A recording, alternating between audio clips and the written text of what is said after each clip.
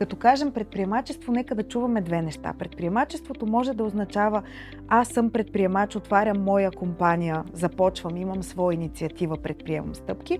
Може да означава и вътрешно предприемачество. Тоест имам неща, които бих могъл да развия и поведението ми е като на вътрешен предприемач. Те искат тук и сега, искат да се пенсионират на 30, това сте го чували. И впрочем няма нищо лошо, защото ги кара да бъдат предприемчиви. Нищо лошо няма. Аз някой като ми каже искам да се пенсионирам на 30 или на 40, му казва супер, с какво мога да ти помогна. Доколко обаче компаниите наистина обръщат внимание в България, примерно на менталното здраве, като част от благосъстоянието? Ние не си говорим за работа в екип, не им даваме възможност да работят в екип, не им даваме възможност да бъдат креативни. Оплакванията, които много често чувам и от клиенти, и от колеги, нали, няма добри кадри. Това е едно извинение, което си даваме, което е аз няма да им предложа повече от 1000 лева, нали? Но защо така хората не им се работи и не им се идва тук?